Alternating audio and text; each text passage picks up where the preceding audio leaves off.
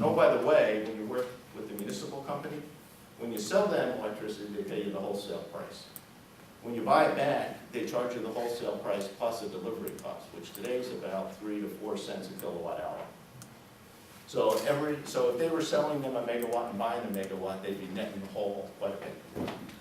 When it comes to Eastman Business Park, we're just putting a meter on there and they're just going to pay the net. So we're very friendly to them.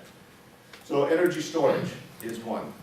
Functional films, and we'll talk a little bit more about that, but again, it's very similar that we have all these development tools, $20 million worth of development tools, and Mike, I know you were involved in putting in some of those, or involved with some of those that went in and built the 308, that we're opening up to companies to do their experimentation.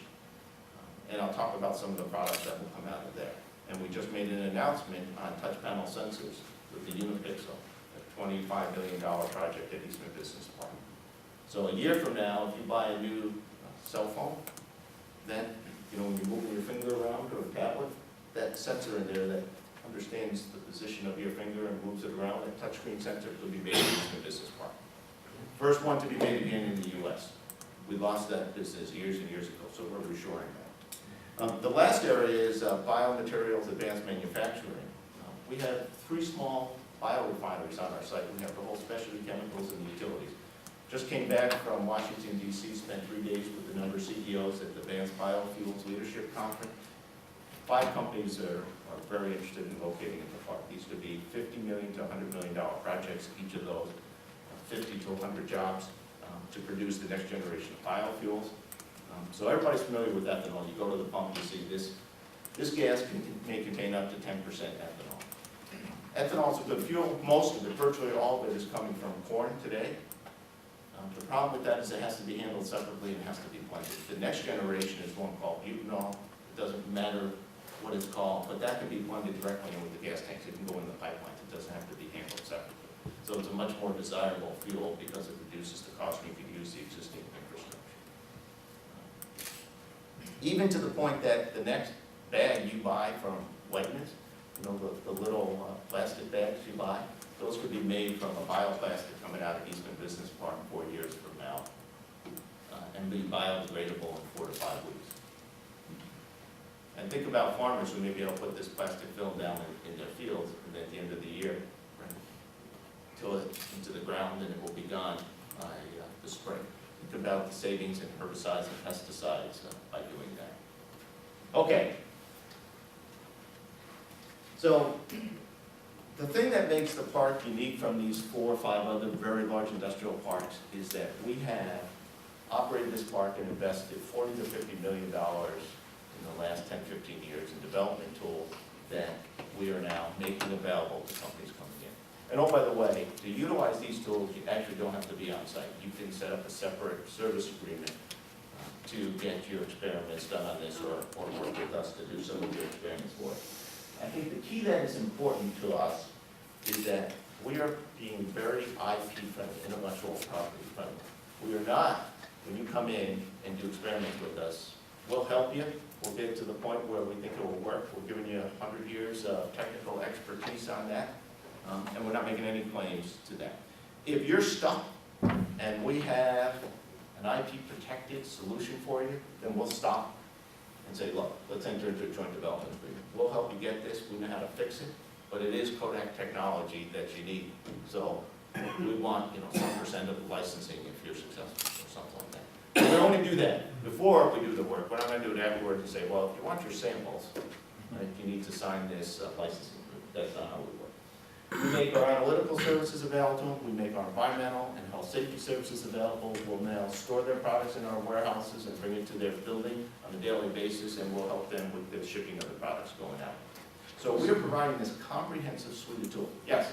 So how does it work exactly? So you got these clients on site that say they want a number of these services, whether R&D or infrastructure or support. Do they contract with the park for them, or is it part of their right as tenants? The park does get these things, or how formal and informal are the access to these services? So they are formal agreements, so you would contract with them. So, you know, if you're bringing in materials and you want to store them in the warehouse, you know, we'll come up with a reasonable price, and we're very favorable. We'll store them on site, and then you can bring them to yours. If you want to, if you're doing some new chemical development and you need to register it with the federal government, TSCA, for example, and you want that service, you know, we'll give you a quote. You can utilize our folks or others, but they are formal service agreements. Including R&D, so you have an R&D service agreement? Now, I want to be careful. We're typically not doing research for these folks because our Kodak Technology Center, you know, has a limited number of people. So we're not conducting research for them. We will do some development work for them. So separate research, you know, our PhD scientists and engineers doing novel, new inventions. But if somebody has a process and they need it tuned for manufacturing, so they've got their proof of concept, they think they know how to build it, here's the process they gave us, we run it, doesn't work, we could do it, we'll help them do some development work, and we may charge them for our development engineers and scientists. Or if they say, here's the molecule we want, or here's the thin film we want, you know, will you guys develop it, we may do that. But we have more time on our machines and less with our development scientists and engineers. We pare down our head count somewhat. Thank you. I'm a little confused. Sure. Kodak has a vision of where they want to be in the printing industry, correct? These assets, they just happen to have, and I'm not so sure that they certainly, to some extent, support that vision, but I don't think they're primarily relevant to that vision.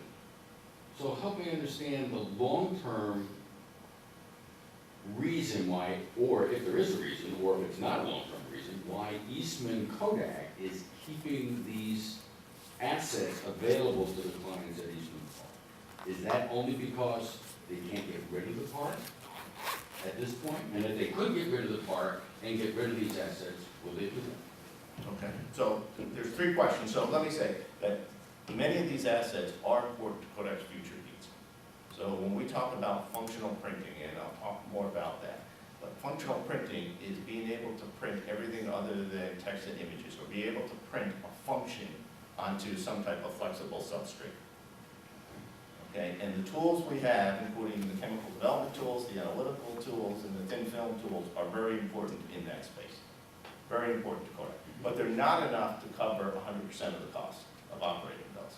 So we're going and getting external business to make up the difference between what Kodak wants to spend to do that going forward and what it costs to operate and maintain those as state-of-the-art tools.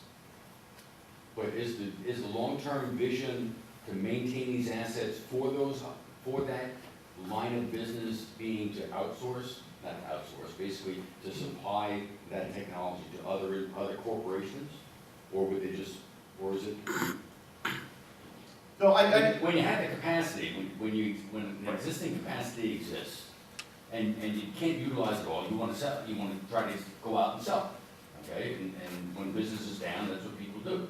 They try to sell it to other people. But when they don't need it, what's going to happen? I guess is what I'm getting at, is when their part of the business takes off, what's going to happen to this? When the Kodak's now new core business takes over. See what I'm driving at? No, I know your question, and I'm dancing around it a little bit because I have some knowledge that I can't share publicly. Did you have a question? Yes. Is Kodak kind of, you're aware of a lot of different things that are happening in different areas. Are you prepared to actually take an active ownership of some of these companies? I'm thinking specifically like Natcor with their developments with solar energy.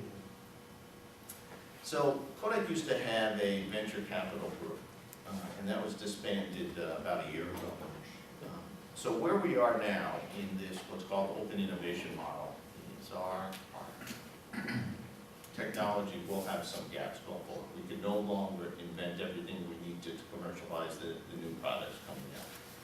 So one of the strategies is to bring some of those companies to Eastman Business Park if possible, and pay some type of interest, whether it's helping them with capital, maybe it's subsidizing their rent or services, or actually an equity position. So those are on the table, but likely none of those deals will get done until we emerge. It's very difficult to do some of those things while you're still operating under Chapter 11. I would have one question and also a suggestion for an opportunity. I recognize that one of the appealing factors of Eastman Business Park has been the power plant, which provides lower cost electric power. It's also been well publicized that the plant is old and needs major repairs or replacement, and even Senator Schumer has indicated he might get involved and help with that. He's quite an activist. Suppose that funding cannot be found to get that power plant rebuilt. I hope that's not the case, but if it should happen. Although you would have higher costs, I'm sure, with RG&E. Does RG&E have the capacity to handle the power requirements of Eastman Business Park if that load were thrown on it? No, not without significant investment on their part. We've looked at that. That's what I thought. You know, you're talking about 125 megawatt plant. Yeah. So this is a pretty big plant. Absolutely. The other thing that's more of a suggestion, you were talking about one of the aspects of the future of this park as being energy storage devices. As I'm sure you're aware, electric cars existed 100 years ago, and they have the same problem today that they had 100 years ago, and that's lack of proper range. And despite all the hybrids that are on the market, there are many different systems, everyone thinks they're kind of a bridge to the future. Even the sole pure electric car that is affordable, the Nissan Leaf, has a very poor range. They've never cured the problem in 100 years. It's all, and I'm not an engineer. One company has. Tesla, Tesla's, Yeah. 1,000 miles. Yeah, but who can afford to buy one of their cars? well, quite, The point being, they're $100,000 for, yeah, I'm not an engineer, but it's always occurred to me that a country that could do the Manhattan Project and bring a nuclear bomb into effect in 3 years shouldn't be the same country that can't build a battery for an electric car. In a sense, it makes no sense. Now, Schumer has indicated that the Eastman Business Park is a high priority and he's going to work on it. The federal government has offered subsidies for electric cars and their purchase for many years to benefit taxpayers. My office was in Ongoing Falls for many years, just down the street from the GM fuel cell facility, which is now closing. And in a recent RPCN meeting, I talked to a gentleman who was one of the directors there, and he indicated that the remaining jobs will be sent to Michigan, but not everyone will be employed. Given GM's situation, who knows what the long-term future for their fuel cell research is anyway. What would be the possibility, working with Senator Schumer, given the emphasis in Eastman Business Park on energy storage devices, to try and attract a company in there that might once and for all resolve the issue of electric car batteries? If such a company could be found and be successful, they could have sales all over the world. And Kodak, even somehow, might become a partner in that. Just a thought. well, so one, it's a great thought, and we are working in that space, and there's also a lot of institutions across universities and others across the country that I know are working on that. Yeah. Just went to the New York Best event, and then just met in DC, the DOE. Go ahead, no, finish out. Okay. And so there's a lot of interest, there's money available, it's finding the right company that can be supported by Schumer, going after the grant and getting the funding from the government. Because ultimately, what you need is significant funding. And I'll talk about something called the National Network for Manufacturing Innovation at the very end, and what we're doing to try and get one of those centers here. So, Sure, you may be getting to this, but I wanted to ask this question. So you're really presenting a very interesting view of Kodak Business Park that I haven't heard before, some really great information. And I wonder, part of our interest in having you here was to think about how, you know, is there a space for independent consultants to be working with Kodak or the businesses in the park, do you see any potential opportunities?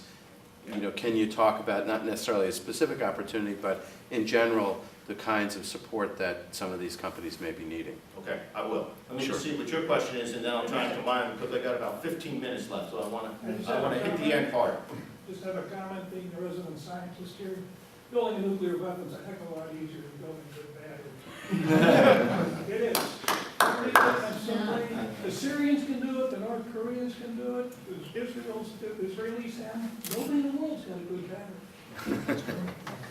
I think that fuel cells is a much more reasonable amount thing than electric cars. All right, let me just give you an example of how we can interconnect with biofuels and biomaterials, and then we'll talk about some of the other areas, and I'll come back to that. Here's an example where a company comes in, the next generation of fuels is what's called cellulosic. It's not going to come from corn, it's going to come from woody mass, it's going to come from energy crops. So a company makes that, develops the crude ethanol. They could use one of our refineries to produce that. The power comes from our power plant there that powers that, and then the effluent from that goes to our industrial wastewater treatment. It really is a beautiful synergistic way to operate. And then, oh, by the way, we have rail. People ask us if we have rail. You may not be aware, there's our own short line railroad at Eastman Business Park. 17 miles of rail, 250 cars can be stored on our sidings, 3 locomotives. It really is a short line railroad. My coup would be if I could get Monopoly to change the B&O to the Eastman Business Park Railroad on the board. We've made it. Forget the politicians, that's my measure of success. Okay, but it doesn't just end there, that in addition to putting one of these factories on there, they're going to create a whole bunch of biomass. What do you do with that? Well, the advantage of a coal-fired plant is we'll probably keep one boiler on solid fuel, the rest of it will be converted to natural gas. We can then utilize that biomass as a renewable energy feedstock to the boiler to create steam and electricity. Most of these plants also generate some level of biogas that can go into there. And then last but not least, all these facilities produce a fair amount of carbon dioxide, and we produce millions of pounds of carbon dioxide as emission. We are working with 2 different companies to take that carbon dioxide. One will use it as food for algae, and then the output from the algae is biodiesel or biojet fuel. Another company has proprietary technology that can convert the carbon dioxide through a chemical process into biofuels like isobutanol. So we are working with all those companies, but it just speaks about how this park is integrated. And this is one of the things that makes it one of the unique facilities in the country, that we have all these supporting components and manufacturing capabilities to do that. And the same thing is true, and I'm going to skip this because we're just running out of time.